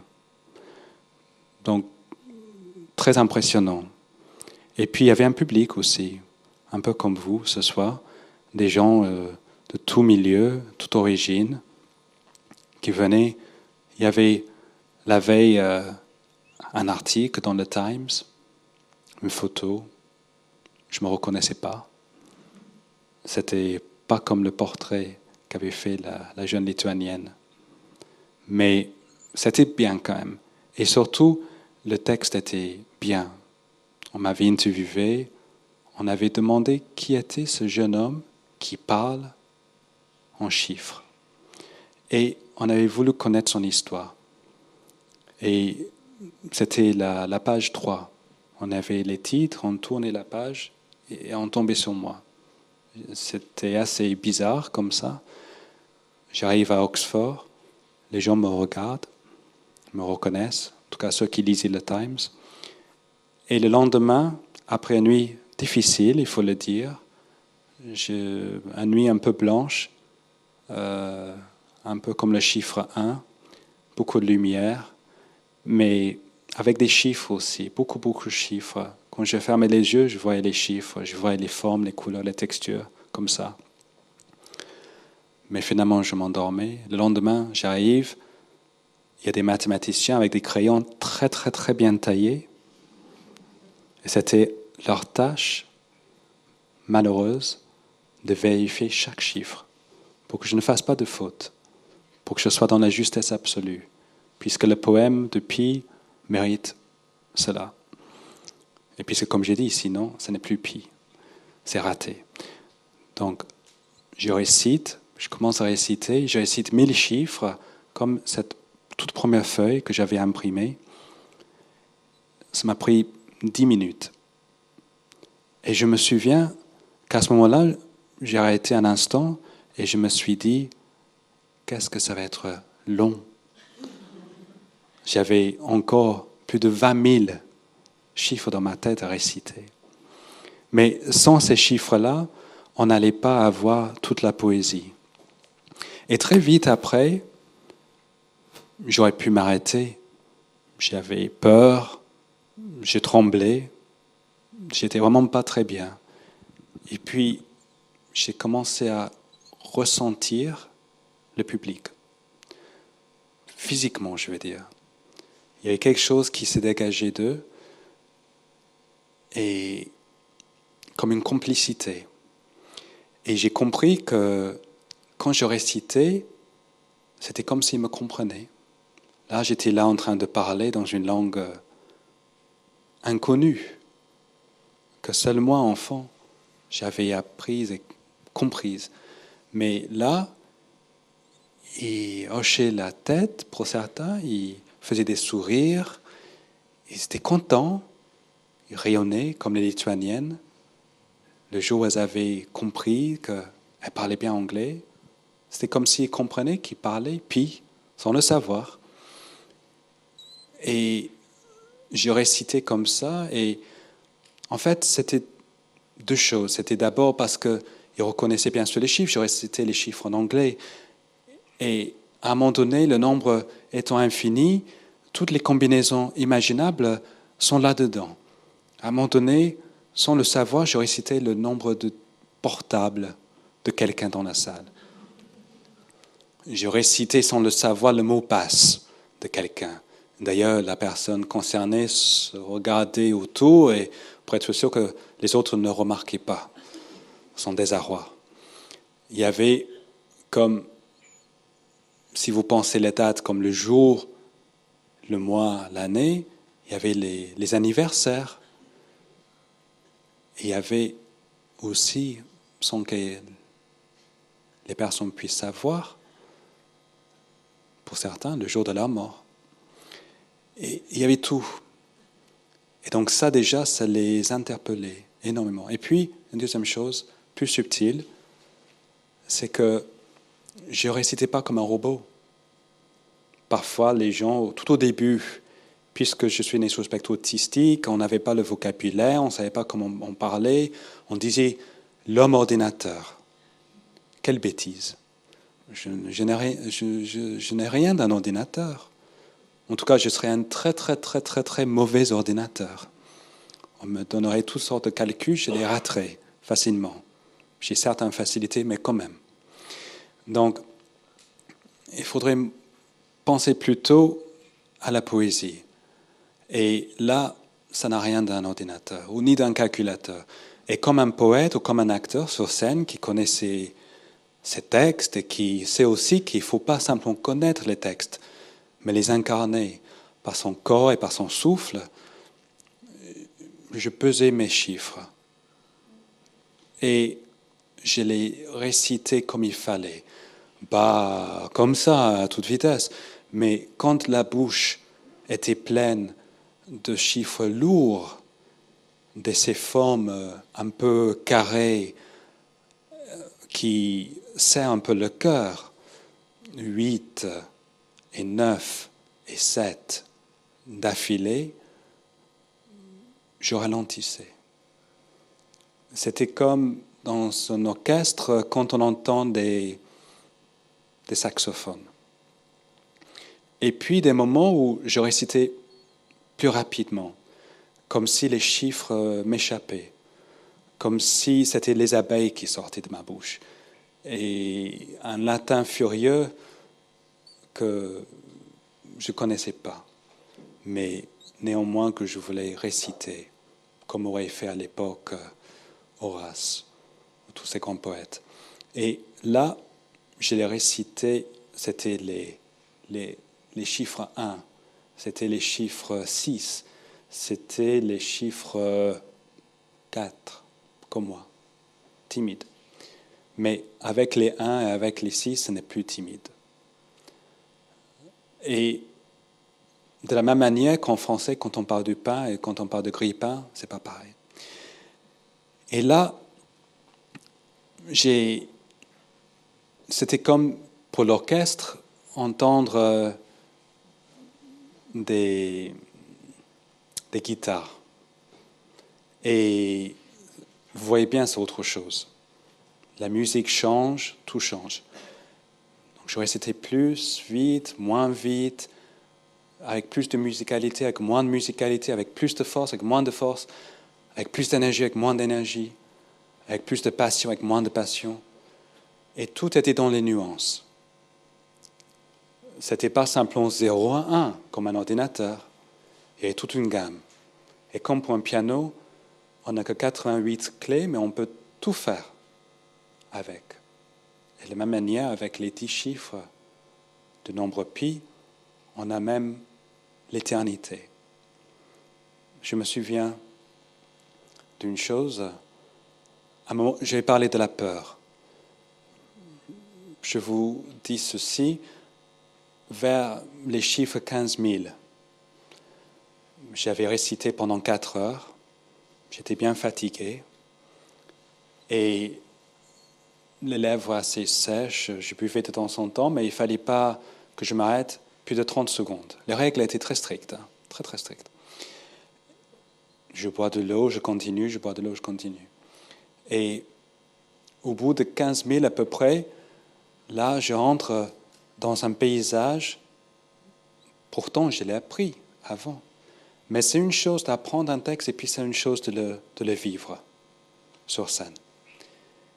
Et là, je me rends compte que la personne, le personnage, dans le poème du Pi, à ce moment-là, avec ses cheveux blonds et ses yeux bleus, c'est moi.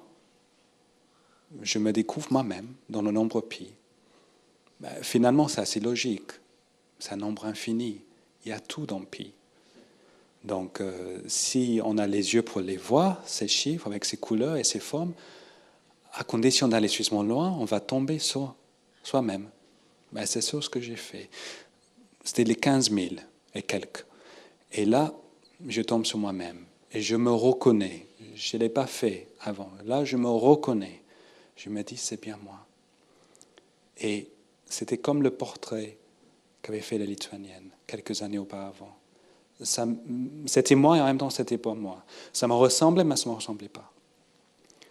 Et là, je me disais, comme j'avais dit à l'époque, mais c'est un homme, ce n'est pas un garçon. Et j'étais très fier à ce moment-là. Je pense à ce moment-là que j'ai appris qu'est-ce que c'est la fierté.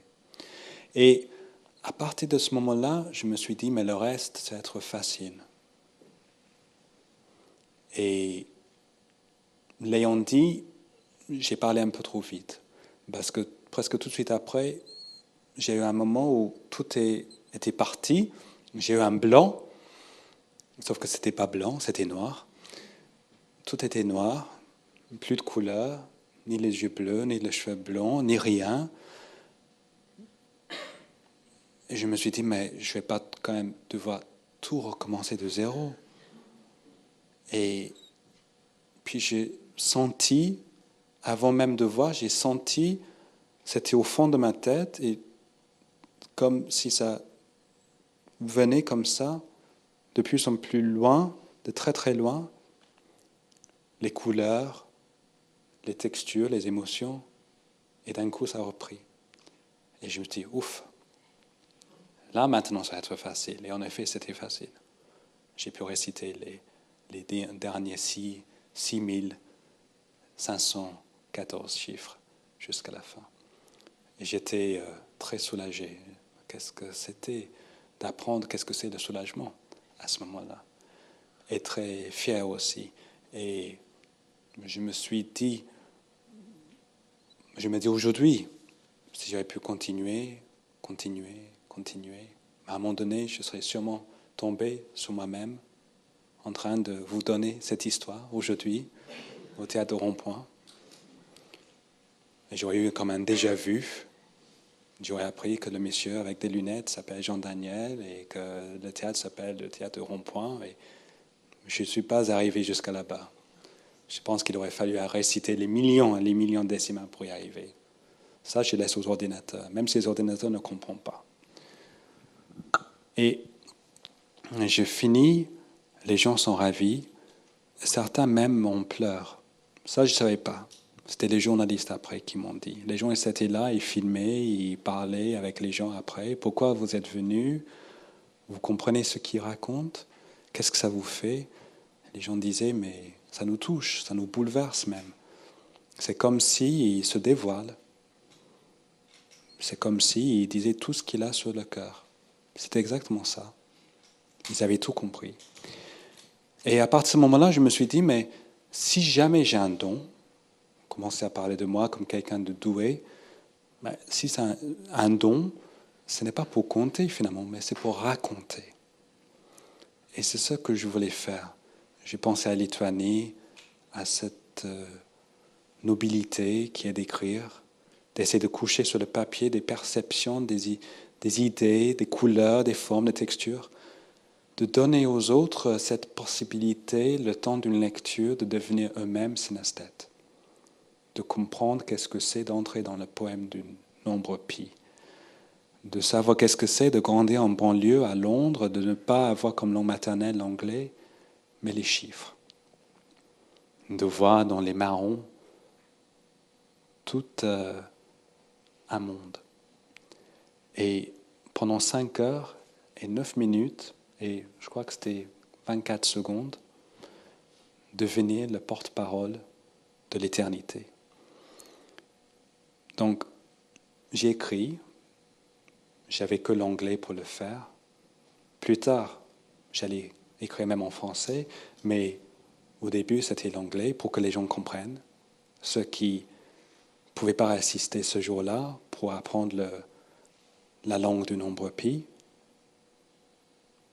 J'écris en anglais ces histoires, d'autres histoires, les miennes, mais aussi celles d'autres personnes qui se sentent aussi différentes d'une manière ou d'une autre par leur culture, par leur langue, et qui, par leur différence, témoignent aussi de cette diversité, cette richesse infinie qui réside en chacun de nous.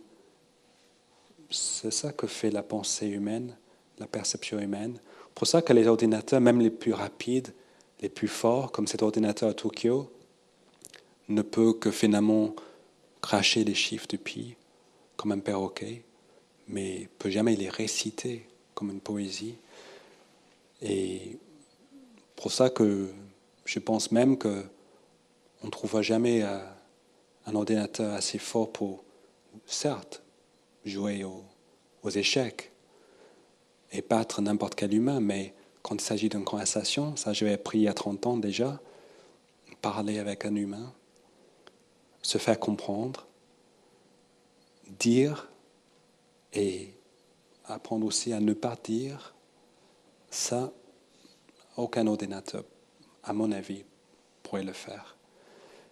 Donc, avec cette chose-là tellement fragile, qui est une langue tellement belle, tellement difficile et tellement majestueuse, c'est avec ça que je passe mes journées.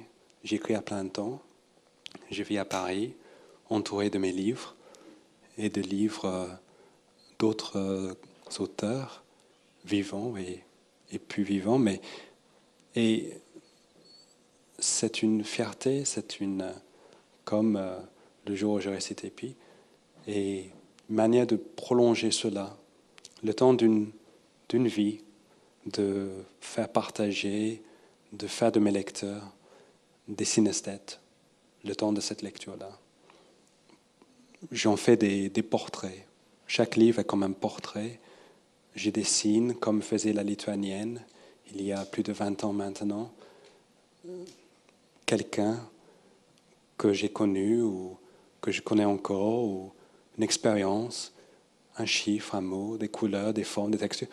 Mais ça peut être aussi bien les témoignages d'autres personnes, d'autres vies qui me touchent, qui m'interpellent.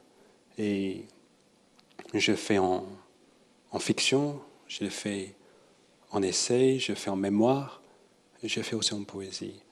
Et donc pour terminer, et puis après je vous laisse poser vos questions. Ne soyez pas comme le chiffre 4, s'il vous plaît. Posez-moi vos questions.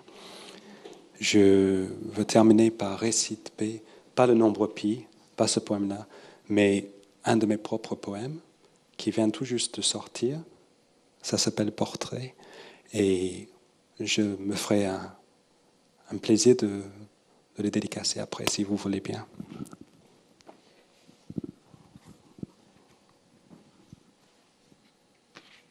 C'est une édition bilingue, mais je fais quand même anglais, pas pi, anglais-français. Mais je vais quand même lire la version française. Ceux qui veulent apprendre l'anglais, c'est très bien pour apprendre l'anglais. Ou ceux qui connaissent l'anglais, c'est bien parce que vous avez 2 poèmes pour un seul, à chaque fois. Bon, mais je vais quand même lire 2 poèmes. C'est pas très long à chaque fois. D'abord un peu d'humour, et puis quelque chose un peu différent. On a beaucoup parlé de Jeanne Calment récemment. J'aime beaucoup cette dame. Je la trouve très belle. Et je pense qu'elle a bien vécu jusqu'à 122 ans et demi, et que les Russes comprennent très mal les mathématiques.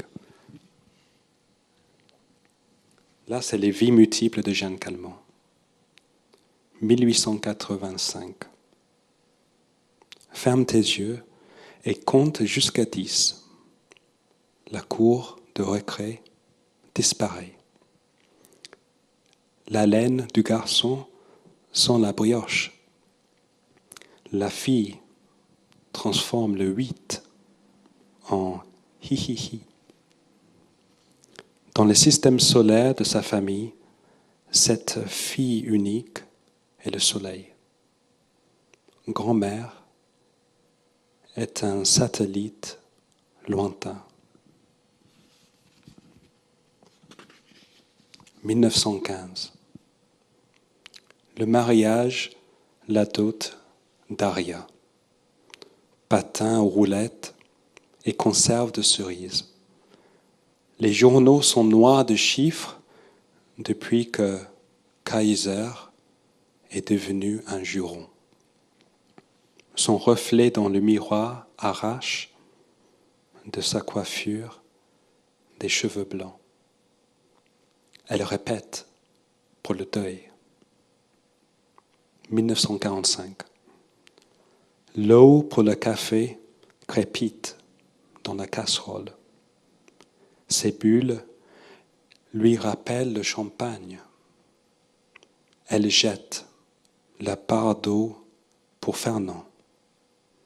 Les vieilles habitudes ont la vie dure. Le calendrier dans la cuisine, en novembre, dit juillet. 1970. Un parapluie noir titube sous la neige. Les corps des bien-aimés changés en pierre. Leur nom persiste. Elle lit ses morts. Une hanche grincheuse démarche la rendent timide. Envers l'enfance, les comptines et poèmes, sa mémoire reste bienveillante. Le tempo de ses histoires ne retombe jamais. 1995. En maison de retraite, on mange à la cuillère. Sa bouche édentée ressemble à un cercle qu'aurait dessiné un tout petit enfant. Des veines roquefort marbrent ses joues. Les voix des visiteurs se dissolvent dans son oreille. Elle est fatiguée de dormir. La mort devient une proche, un flirt, une amie.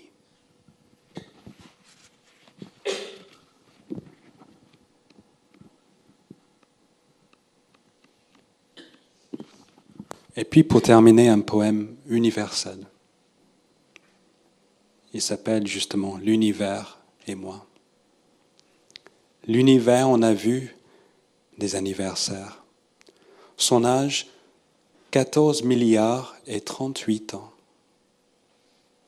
Aux 14 milliards d'années passées depuis le Big Bang, s'ajoute mon bref séjour sur Terre. Je lève les yeux vers le ciel et contemple ce grand âge qui nous effraie et qui nous opprime. Nos amours d'une nuit ou d'une vie nous renvoient l'image de créatures jamais à l'auteur, infime. Pourtant, je me souviens d'étés qui semblaient durer une éternité. L'univers n'en sait rien. Les galaxies et les êtres humains occupent différents fuseaux horaires.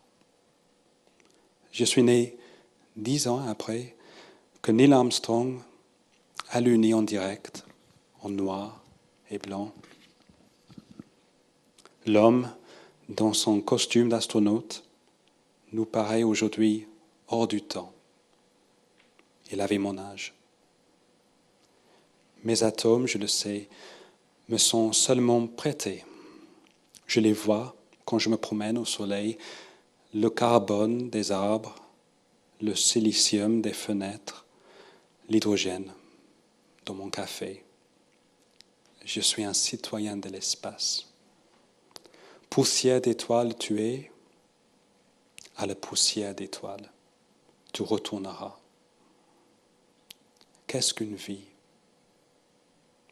Des moments suspendus à l'infini, la musique du vent dans les arbres, les sourires qu'encadrent les fenêtres, le parfum chaud et terreur du café, des petits riens par milliers, millions, milliards, 14 milliards et plus encore.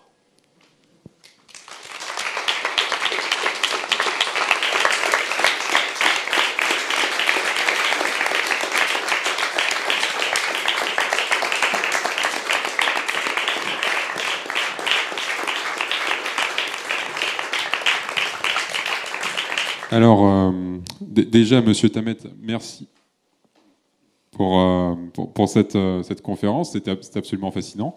Et ensuite, ma question, c'est... Donc, je vois que vous avez publié des livres jusqu'à maintenant. Quel conseil vous donneriez à un jeune écrivain qui voudrait donc publier qui voudrait faire publier ses livres aujourd'hui?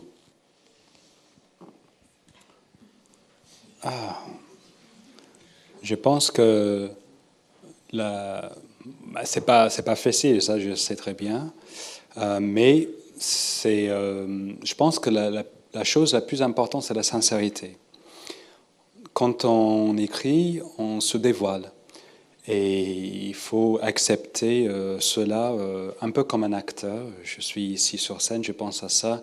Les acteurs, ils n'ont même pas le temps, une fois sur scène, d'avoir le trac. Il faut y aller. Sinon, ils hésitent, ils oublient leur texte, ça sonne faux, ils sont plus dans leur personnage. De la même manière, un écrivain, il fait jouer ses personnages, même si c'est lui-même le personnage. Et il ne faut pas avoir le trac, il faut y aller, et puis il faut faire avec énormément de simplicité. Quand on peut faire avec un mot de 4 ou 5 lettres plutôt qu'un mot de 9 ou 10 lettres, c'est souvent le mot plus court qui est le plus juste. Pas toujours, mais souvent. Pour le français en tout cas. Pour les langues amérindiennes, je pense que c'est l'inverse. Et après, voilà, gardez surtout en tête l'émotion qui est la vôtre, qui n'est pas celle de quelqu'un d'autre, votre vécu, c'est cela qu'il faut essayer de transformer. Et si on a des influences, on s'entoure de bonnes influences, c'est bien aussi. Donc lisez beaucoup. Mais après, c'est votre voix qui nous intéresse, votre vécu, votre émotion. Donc cherchez cela. Et j'avais une question. Alors, je suis allé voir dernièrement le biopic de Freddie Mercury, vous savez, le chanteur de Queen, au cinéma, Bohemian Rhapsody, le film. Vous l'avez vu peut-être? Oui. Ouais. Je l'ai vu. Et en fait, on lui demande pourquoi il fait jamais de fausses notes. Et il disait dans le film, vous l'avez vu, je peux pas faire de fausses notes parce que je suis toujours dans le truc juste. Et donc parce qu'il a une voix fantastique. Et ce mot, vous l'employez beaucoup, le mot juste, de justesse, etc. Et c'est quelque chose qui m'interpelle parce que je vois à peu près ce que ça veut dire, mais c'est quand même un petit peu un mystère en fait, ce truc du juste. Non, Parce que c'est pas un jugement de valeur, quoi. Non, juste, c'est quoi? C'est pas bon, mauvais, c'est juste. Exactement. C'est exactement ça. C'est pas bon, c'est pas mauvais. Il n'y a pas de moralité. Voilà, Il n'y a pas de moralité, il n'y a pas de jugement. Les mathématiciens qui étaient là pour vérifier, par exemple, ils n'étaient pas là pour me juger, pour dire si je disais bien ou moins bien. C'était simplement cette histoire de justesse. Et la musique, c'est bien comme analogie, parce qu'en effet, ça s'entend tout de suite quand on est dans la fausseté, quand les notes partent comme ça, on ne peut plus les maîtriser. De vouloir être tellement dans la chose qu'on est en train de faire que finalement on devient finalement cette chose-là. Freddie Mercury, c'était comme s'il devenait la chanson qu'il est en train de chanter. Il incarnait sur scène avec son corps, avec sa voix. Et moi, j'essaie avec, j'ai pas un groupe derrière moi, j'ai la musique de Pi, comme je disais, avec les saxophones et les guitares et tout le reste, mais sinon, c'est les 300 pages ou 200 pages qui me sont données pour chaque livre, et je les remplis avec les mots, toujours avec cette idée-là de justesse, et de donner du plaisir. Parce que finalement, l'un n'exclut pas l'autre. Dès qu'on est dans la fausseté, ça agresse l'oreille de celui qui écoute. Et c'est pareil pour un écrivain, pour revenir à l'autre question, dès qu'on en fait trop, on devient caboutin, c'est une agression. Et il ne faut pas agresser l'auditeur, il ne faut pas agresser le lecteur, il faut essayer vraiment d'être... C'est très compliqué. Il ne faut pas aller trop devant, et en même temps, il ne faut pas être trop en retrait, il faut vraiment être en équilibre. Et sinon, on tombe. Bon, heureusement, pendant 5 ans, je n'ai pas glissé sur mon fil. Merci. C'est peut-être une question bête ou pas. Je me posais la question en vous écoutant. Est-ce que, en échangeant avec d'autres personnes qui perçoivent aussi les chiffres avec des sensations, des émotions, des textures, vous vous comprendriez en parlant chiffres? Ou est-ce que, comme nous, entre francophones, on se comprend? Est-ce que c'est similaire pour des personnes qui ont ces ressentis? Mais d'abord, à mon avis, il n'y a pas de question bête. Hein. Ça n'existe pas. Souvent, c'est les réponses qui sont le malheur de la question. Mais pour répondre donc à celle-ci, oui, j'ai parlé plusieurs fois il y a un ami en Islande. J'ai fait il y a très très longtemps un documentaire, m'avait demandé est-ce que vous pourriez apprendre une langue en une semaine. J'ai répondu non. Bon. Après, ils ont dit mais quand même, est-ce que vous pourriez apprendre, vous avez quand même des capacités, est-ce que vous pourriez apprendre assez pour donner une interview en une semaine? J'ai dit mais je ne sais pas. J'ai jamais fait. Je ne trouve pas trop l'intérêt, mais ils ont dit, mais est-ce que vous voulez essayer quand même? Une fois dans votre vie, c'est juste comme ça. Je dis, OK, on y va. Ils m'ont amené en Islande, je ne savais pas. J'ai appris suffisamment d'islandais, pas tout l'islandais, suffisamment d'islandais pour donner une interview sûrement avec des fautes, sûrement avec un accent qui n'était pas toujours très juste, justement. L'in fut entièrement en islandais au bout d'une semaine. Parce que, voilà, quand on a cet amour pour les mots, quand on sait trouver des associations, quand on joue avec les mots, ça devient plus facile. D'ailleurs, il y a plein d'écrivains qui parlent plusieurs langues.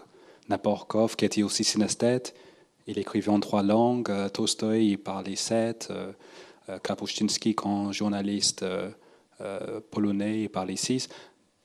Donc, il y a un truc entre les écrivains et les langues. C'est cet amour des mots.